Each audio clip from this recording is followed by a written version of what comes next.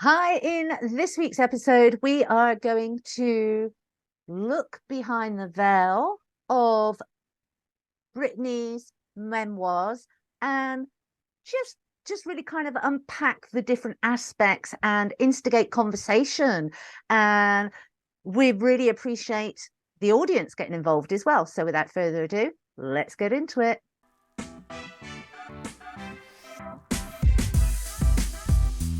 Hello, everyone. You're listening to All Cards on the Table podcast with Claire and Sylvia, a show that talks about how men and women aren't so different from each other.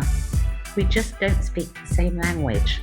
We will dissect every topic and put an end to miscommunication. So, get ready to get uncomfortable.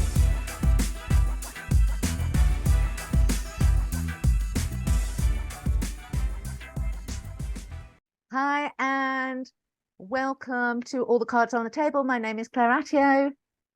Hi, everyone. This is Silvia Yajara.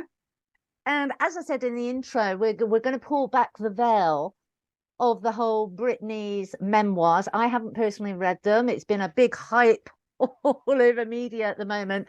But Sylvia and I were discussing before we got on air some of the aspects of it. Now, I know at the time when she broke up with Justin Timberlake and the media frenzy over all of that, I was a little bit yeah, because I have my own opinions about different red flags and kind of I'm very much a person that I don't like to just listen and see what's being presented. I like to kind of dig into and observe kind of body language and everything as well. And I think from the memoirs, from what Sylvia was saying, this is actually now coming out into the public. Yeah. No, it's been interesting to hear all of this coming out. And I mean, I grew up with her, listening to her music. And I was just thinking about that one time I remember when I was still in high school and someone told me, listen to this song. It's going to be huge. This girl's going to be huge. And it was when Baby One More Time just came out. And I was like, no, oh my God, this is awful. But it became such a overnight success and the fame and everything. And like most of us know, she comes from very humble beginnings, and she was just so likable. And I mean, everyone that she talks to, and everyone that knows her always expresses like the warmth in her. It's a very warm like person, and that's what you come across. I don't think you get that with a lot of celebrities. You kind of see like, oh, I don't know, I can't. Like, we can mention a few celebrities, and then we can say like, I don't know about that. But Britney has always come out like the girl next door, very likable and genuine. And but to me, behind her eyes, there was always like, God, I feel like she's in so much pain all the time. Mm-hmm. And the more with her music and everything, and I do remember with when she was dating Justin Timberlake, and the whole thing when he came out with the movie Cry Me a River, and everyone was talking about it and how they villainized Britney, and they villainized how, oh my gosh, she's dating and this, and like she cheated. How can she cheat on Justin? Who does she think she is? And this and that. And I was a Britney fan, so I was like, no, it doesn't make sense. It doesn't make sense that this girl was like girl next door, kind of laid back, very Christian minded at that time still, because she was quite fresh, could just jump into, cheat on him publicly, especially since she's so public. How can they would have known? Where's the evidence? I think for me, jumping in there is, I mean, I've obviously my daughter was her fan because there's an age difference between us. I always that whiter than white, the cynicism in me, that whiter than white, that always kind of. I'm going to be honest. I can remember watching because Georgie, as I said, my daughter was an absolute fan. So every time they were on TV, we had to watch it. And I was always a little bit reserved, Mhm. irritated, if I'm honest, with the whole whiter than white, because intuitively I felt that there was there wasn't truth in that. Mm-hmm. And also it was the one thing that I and we discussed this off screen, is the one thing that I always, in the company of anybody, is I'm always listening to what's actually being said.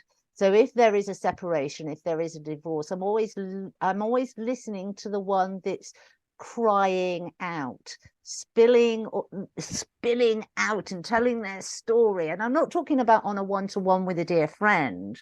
I'm not Mm-hmm. talking about that. I'm talking about when you're in a social setting and very, very, very big hints are dropped, like her infidelity, like this, like, and I'll be honest, 9 times out of 10, if not more, those people that have been talking about it, what they're actually talking about is their own behavior and projecting it onto somebody else.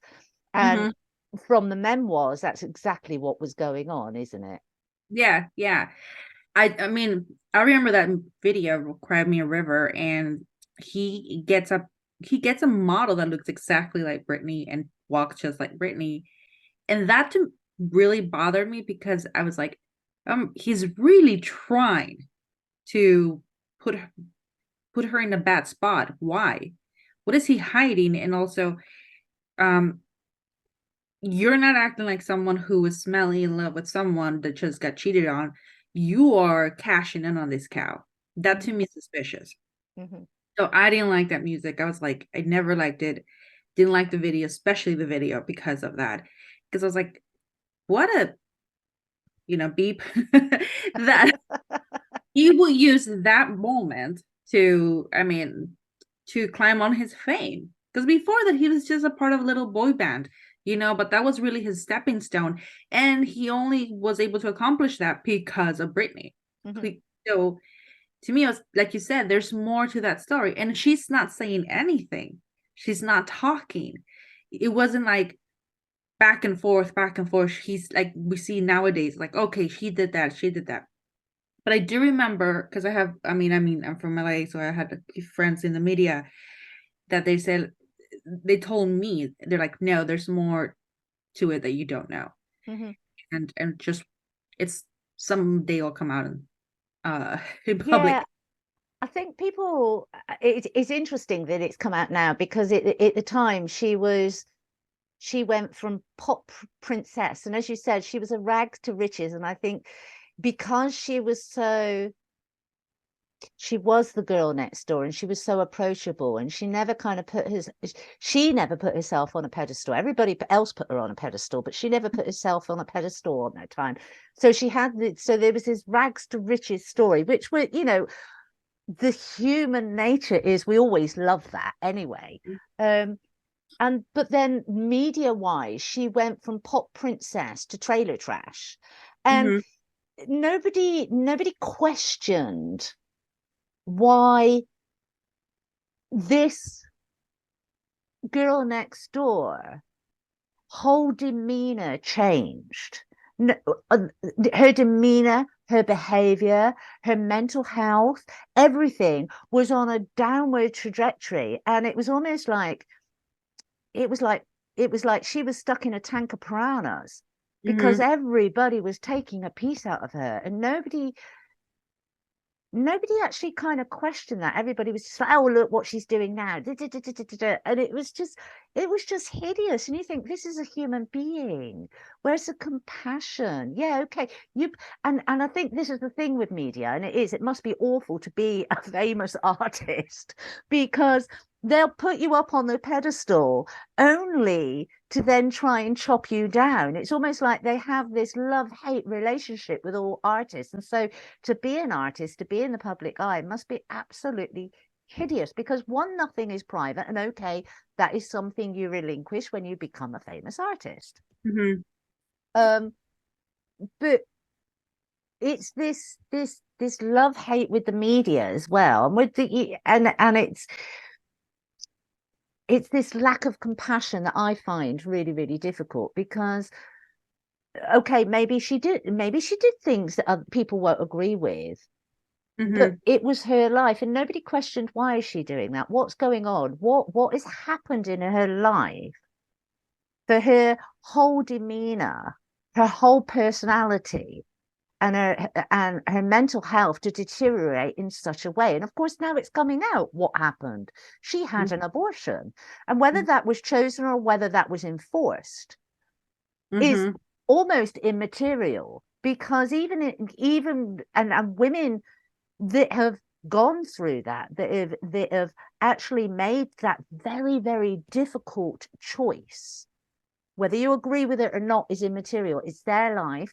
They've made that choice. They still have to live with those consequences. They still Mm-hmm. have to work through the emotions and grieve. And this is what a lot of people forget, especially, I'm going to say, Americans, because it's so black and white over there. They never look at the gray area. They never look at the gray matter.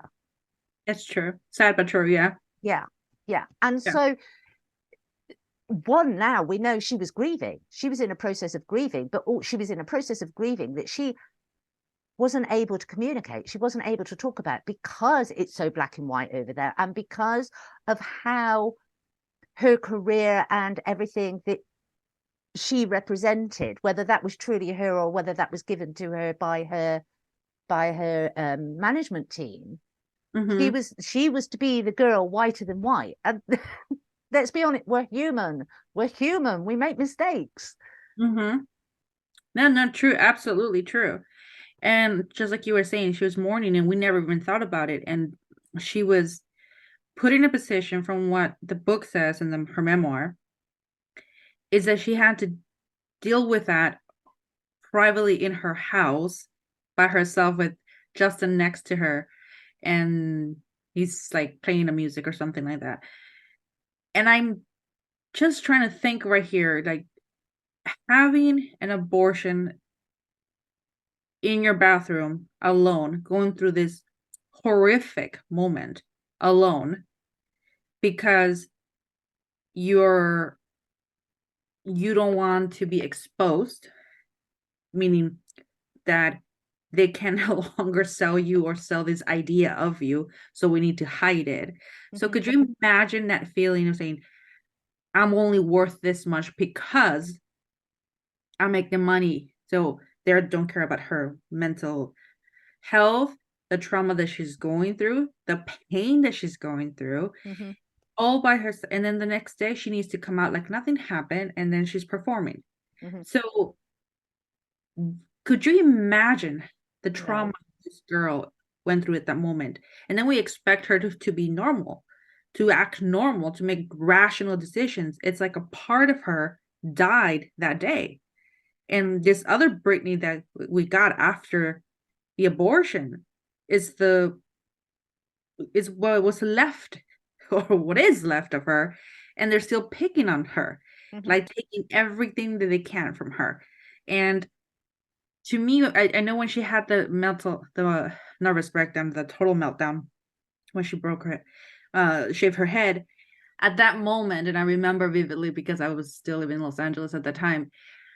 I said, oh my god, this is worse than I imagined, because I kind of knew, because if you're in the LA area, everyone kind of talks and everything. So I knew that there was problems. We all hated Kevin Federline. We knew he was taking advantage of her, and the only way he was gonna make his way, which we know, make a name for himself, is to have kids. Um, but I knew that there was a plan for that, and they just pushed her to that limit. And I think Um, I just want to say, when you lose someone, especially when a mom loses a child, or if you had a miscarriage, or if you had an abortion, there's a part of you that you feel guilty Mhm. always. There's a Mhm. hole that feels like guilt. And no matter how many, what you do, or even if you remarried, have more kids, that bubble of guilt is still there. And all it takes is just one tiny thing to break it, and you fall apart Yeah. because it was never healed. And that's what happened. And then of course, instead of helping her, like, listen, let's take her out, make sure she's healthy, they lock her up. You're crazy. Let's give her a ton of medication. Okay, in 2 weeks you're going on tour. Mhm. I mean, Yeah, but I think we can see that, we can see that all the way through. We can see that in Hollywood, we can see that in the pop music industry, and I think this is why a lot of people, a lot of artists are resisting going mainstream, because mainstream, okay, you get the fame, you get the money, but Yeah. mainstream doesn't give one iota of Mm-mm. care for you. It's about what you can do for them. You're Mm-hmm. the artist. How much money can you make them? How can they promote you to the maximum? I mean, how many fabulous artists have we? I mean, you've only got to go back to Marilyn Monroe. Yeah. You've only got to go to Whitney Houston. I mean, we could run a list of Mm-hmm. names where they have just used them as a cash cow, and their art, their health, their well-being is completely exploited until they have nothing left to give themselves. I mean, it's almost like it's like selling his soul to the devil. And I know that sounds pretty dramatic, but it is. Energetically wise, you're selling your soul to the devil. And the devil keeps taking and taking and taking and taking until there's nothing there. And at Mm-hmm. some point you have to, I mean, I I know again it's that love-hate relationship with Madonna, but I Yeah. do know, I truly believe had Madonna stayed in America and not moved to England, I'm convinced the same would have happened to her. And I do wonder whether that is a lot of why she moved to England, because at least there she was able to have a private life of sorts. Mm-hmm. She was able to have and construct some sort of normality for herself and for her family. Mm-hmm. Yeah, I think most celebrities, once they reach that fame, they usually move out to a private area because of that. Yeah. Um, but to me, I just think that when we can take Britney's example, um, of when someone is hurting, and instead of quick to judge, like, oh, she's crazy, she's mental, find out why, be more compassionate. Because I know I've heard before from other friends, like, oh, she used to be so cool and now she's like blah blah blah blah blah, this and this and that. And that always bothers me when I hear another girl or another woman talk about another female, because I'm like, okay, if you're talking about her, right, then I know you're talking about me. you know Yeah. Yeah. and it's just common sense. So to me, I'm like, first of all, we don't put her down. There's got to be a reason, And I do remember there was this one case of someone I knew. We're no longer friends for this reason, because I was just like, you know what? You just, every time you open your mouth, you're always trashing some woman, and I can't be around that anymore. Mm-hmm. So she goes into us. Oh, she did this and she did that and blah blah blah. So she gave me all these things that she did, right?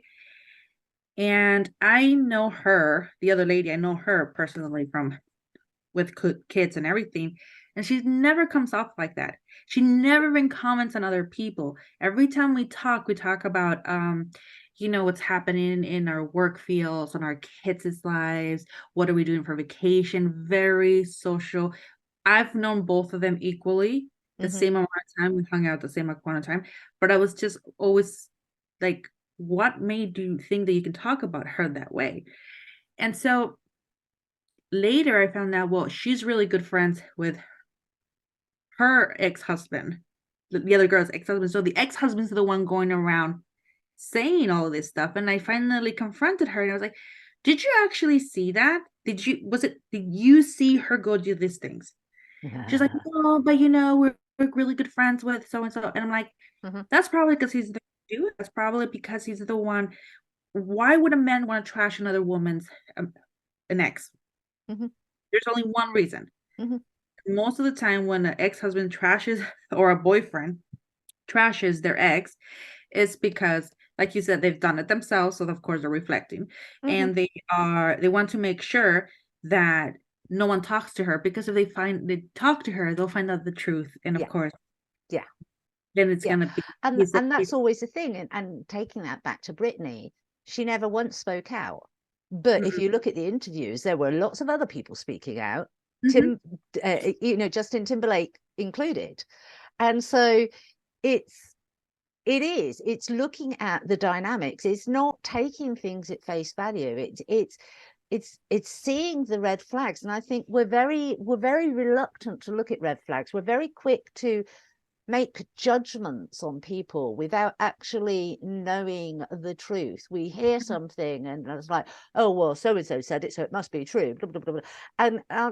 And so many people, women and men, that have been in narcissistic relationships, whether that is with a full-blown narcissist or whether it's with somebody that just has narcissistic tendencies, they're the ones that are keeping quiet. They're the ones because they're the ones that have just come out of a traumatic relationship and are licking their wounds and rebuilding themselves and going, okay, what part of that am I responsible for? What was I lacking in my self-worth, my self-belief, in my confidence that allowed me to put up with that?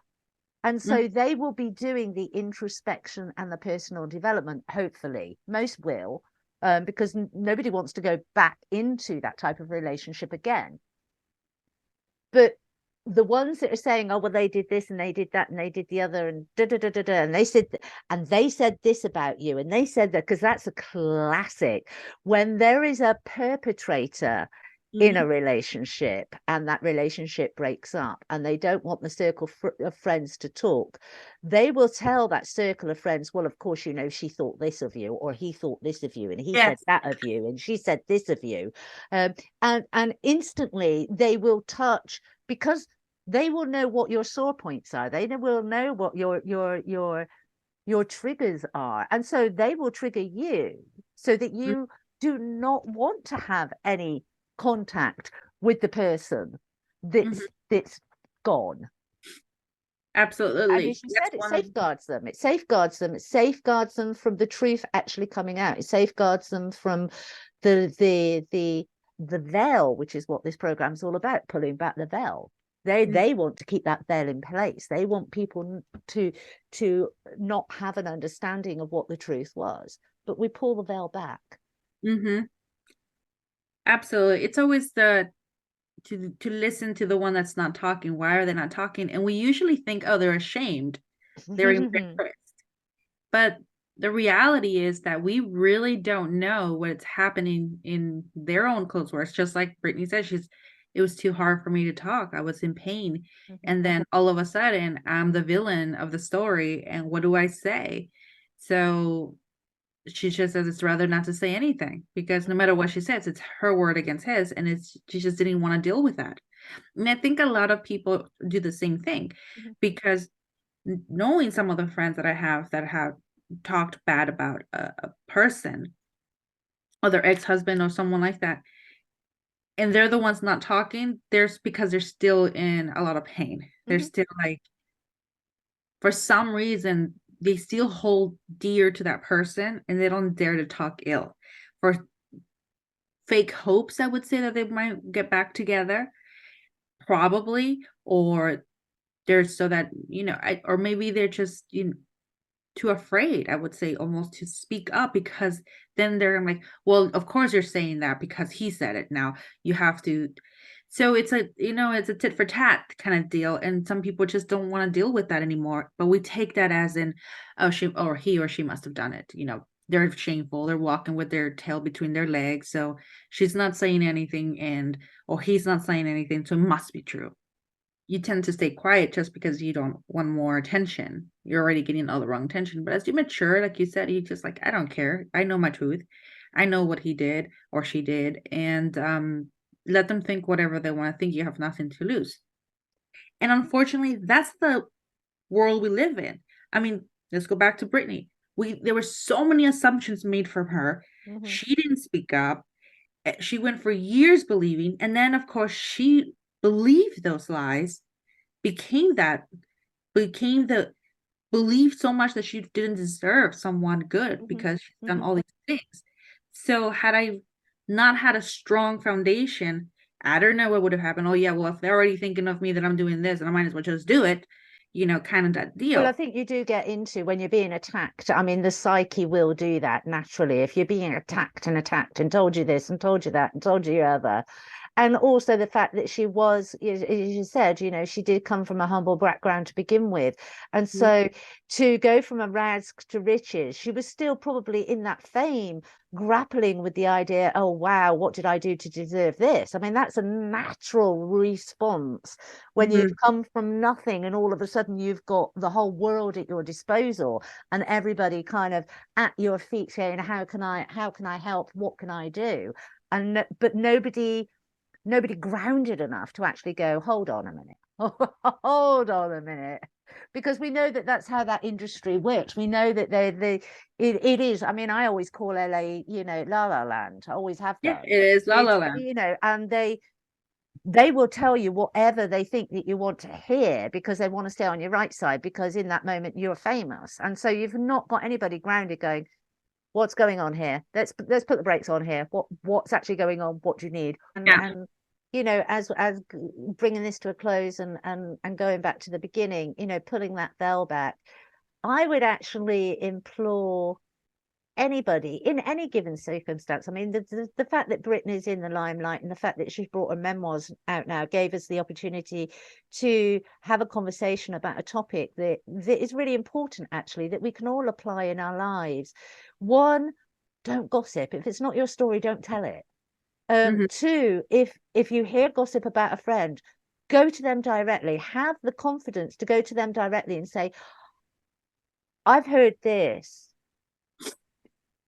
you need to know about this, and ask them directly. Don't just make judgments, don't just believe it. Three, look for red flags when somebody's being holier than thou but they're trashing everybody else. Mm-hmm. Ask yourself why. Yeah, Ask yourself, why would they need to do that? exactly. Yeah.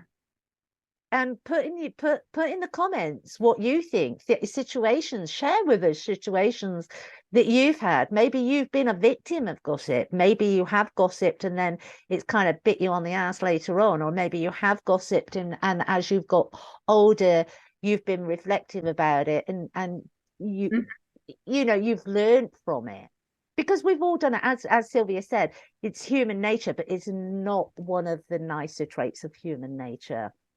Yeah, absolutely. And so that's bye-bye from me. And me. And as always, please share, like, and the more you share and like, the more content we can bring you. Till next time. Bye-bye. Thank you for listening to today's episode. If you haven't already subscribed, please do so, and please leave a review, as it helps us grow and bridge the gap between the sexes. If you have any topics you would like us to cover, shoot us an email. Until next time, go out and practice putting all your cards on the table with no judgment, expectations, and fear.